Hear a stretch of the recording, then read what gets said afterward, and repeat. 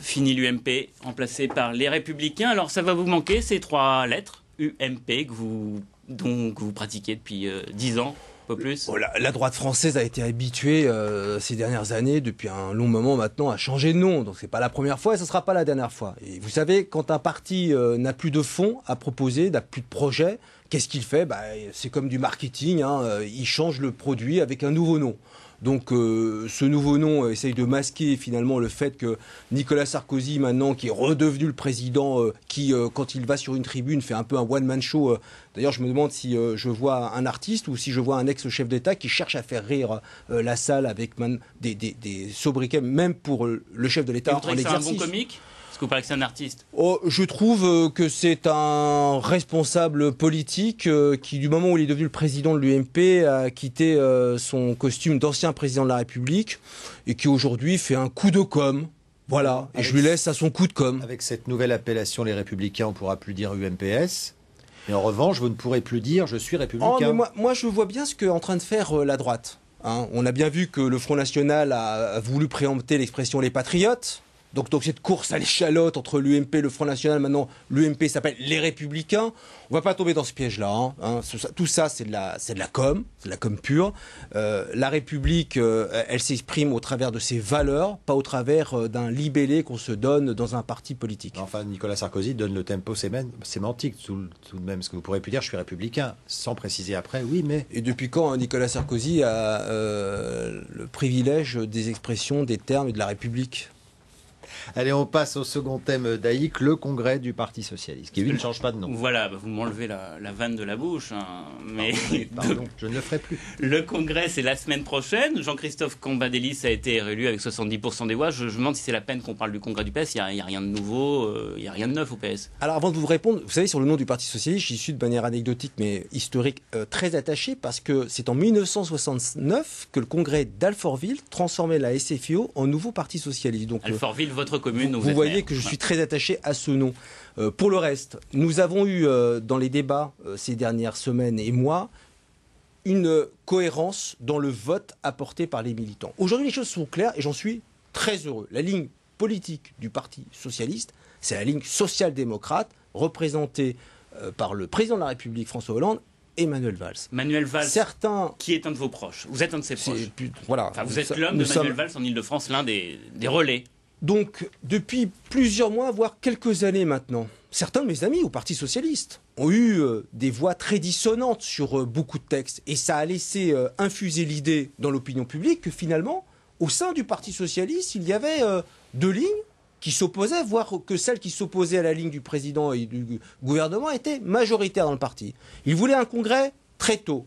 Ils l'ont eu maintenant. Ils voulaient une clarification. Les choses sont claires. La ligne social-démocrate emmenée par Jean-Christophe Cambadélis est la ligne très majoritaire. Et les frondeurs doivent se taire alors. 60% pour le texte de la motion A, 70% pour Jean-Christophe Cambadélis. Non. Il n'y a plus de frondeurs, ils ne doivent plus exister, ils ne doivent plus s'exprimer. Le débat, il existera toujours au parti, dans les instances du parti, au bureau national, au conseil national. J'ai cru comprendre de la part de Christian Paul qu'il avait envie de justement tourner la page de l'étape des 3 premières années du quinquennat, et donc j'imagine que dans le dialogue qui sera le nôtre, nous aurons l'expression de nos différences dans les instances du parti. C'est bien que Martine Aubry soit rentrée dans le rang finalement. Mais Martine Aubry est l'ancienne première secrétaire du Parti Socialiste, c'est une femme d'État. Je n'ai jamais imaginé un instant sur le plan personnel qu'elle aurait pu se mettre dans une motion en opposition à celle qui soutenait l'exécutif. Voilà pour ce sujet, on passe bien sûr aux élections régionales. Les militants socialistes ont désigné jeudi soir Claude Barthelone. Vous allez être son directeur de campagne. Alors les gens ne savent pas forcément c'est quoi un directeur de campagne, c'est quoi son job? Un directeur de campagne, c'est d'abord et avant tout un chef d'orchestre. Chef d'orchestre pour les 8 fédérations, pour tous les candidats, de pouvoir être aussi aux côtés de la tête de liste régionale. Claude Barthelone a été investi jeudi soir dernier. On a fait notre première sortie hier matin. Voilà, c'est à Rungis, dans le Val-de-Marne. Voilà, nous sommes en train d'organiser ce qui sera le staff de la campagne. Je pense qu'après le congrès de Poitiers, Claude Barthelone aura à cœur de le présenter. Voilà, c'est une équipe qui se met en place pour la bataille électorale qui s'ouvre. Justement, est-ce que vous n'avez pas du retard par rapport à Valérie Pécresse qui est candidate depuis longtemps? Alors, on a posé la question à Claude Barthelone et il était l'invité jeudi soir du 19-20. On écoute sa réponse. Vous connaissez la fable du lièvre et de la tortue. Je pense que ce n'est pas une question de partir avant ou après. Aujourd'hui, il y a 3 projets qui sont présentés. Le projet de l'extrême droite qui veut essayer de dire il faut jouer les franciliens les uns contre les autres. Le projet de la droite qui dit méfiez-vous les uns des autres, et mon projet qui essaiera de rassembler tous les franciliens. Merci Claude Barthelone. Alors Claude Barthelone, il est tout content, il a sa petite formule, mais comme toutes les formules, c'est des fois un peu creux. Quel est son programme quand même pour rassembler les franciliens, comme il dit? Vous savez, Claude Barthelone et les personnes qui l'entourent, nous sommes plutôt des marathoniens que des sprinteurs. Ensuite, moi, vous me dites que Valérie Pécresse, entre autres, est partie plus tôt, donc son projet est plus affiné. Ah bon ? Qu'est-ce qu'elle propose, Valérie Pécresse, à part de reprendre le pass Navigo qui va être installé dans cette mandature? Elle propose une charte de l'éthique, oui, elle propose de mieux percevoir les fraudes dans les transports. La charte de l'éthique, si elle était un peu plus présente à l'Assemblée nationale, d'ailleurs, elle compte parmi les 150 moins présentes des députés. Elle aurait su qu'en mars 2015, avec la loi Gouraud-Sueur, nous avons voté une charte de la déontologie de l'élu. Et la commission éthique, c'est juste la haute autorité qu'elle a refusé de voter au moment où elle était proposée. Donc voilà, si c'est ça les propositions, c'est-à-dire prendre des choses qui existaient déjà ou alors prendre les meilleures idées de la mandature sortante, donc nous sommes prêts. Nous sommes prêts, Claude Barthelone, on ne l'entend pas encore parler de programme. Nous sommes fiers de notre bilan. Okay. Déjà, parce qu'on voudrait, comme le dit Nicolas Sarkozy en nommant Claude Barthelone Bartholande, au secours, nous sommes prêts et nous sommes fiers d'un bilan de 17 ans aux commandes de la région Île-de-France et nous allons démontrer dans le programme qui sera le nôtre quelle sera cette région innovante du XXIe siècle. Vous parlez au futur, mais est-ce que vous avez déjà un petit élément de ce que sera le programme de Claude Barthelone? Parce que pour l'instant, on ne le sait toujours pas. Le programme de Claude Barthelone, c'est de faire en sorte que les 8 départements se retrouvent dans la région Île-de-France. De stopper ce vieux débat, ce vieux antagonisme entre Paris et la banlieue, entre la grande couronne et la petite couronne. Demain, nos institutions, elles vont fonctionner comment? Avec la région Île-de-France, avec la métropole du Grand Paris. Il faut expliquer. Et avec nos départements. Voilà. Et la métropole du Grand Paris, c'est la petite couronne. Qui verra sa naissance le 1er janvier 2016. Juste après les élections. Et c'est vrai que la grande couronne se sent un peu délaissée. Il y a un sentiment d'abandon. Est-ce que l'élection régionale va se jouer là-dessus? Alors, le sentiment d'abandon, je dis souvent, c'est souvent un problème d'aménagement du territoire. Et justement, les transports seront une des priorités, évidemment, du projet de Claude Barthelone.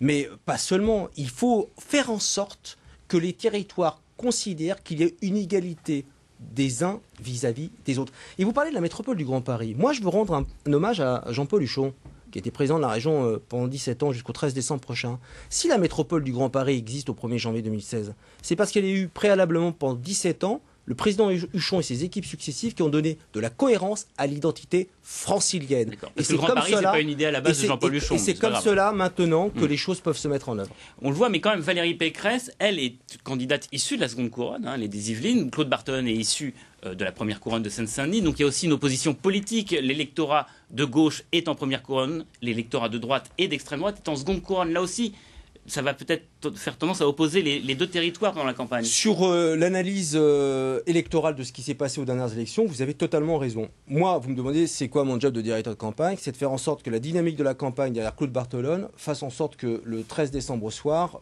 l'électorat de gauche se situe aussi en grande couronne, parce que nous aurons réussi à convaincre ceux qui ne vont plus voter que nous faisons une politique publique pour tous. Il est là le job, c'est de Claude Barthelone, il a rassemblé les socialistes, il rassemblera la gauche, et dans son projet, c'est de rassembler tous les franciliens, pas opposer les riches, les pauvres, l'Est, l'Ouest, le Nord, le Sud, tous les franciliens sur un projet cohérent. Juste un dernier mot sur le ton de la campagne, on l'a vu tout à l'heure, les images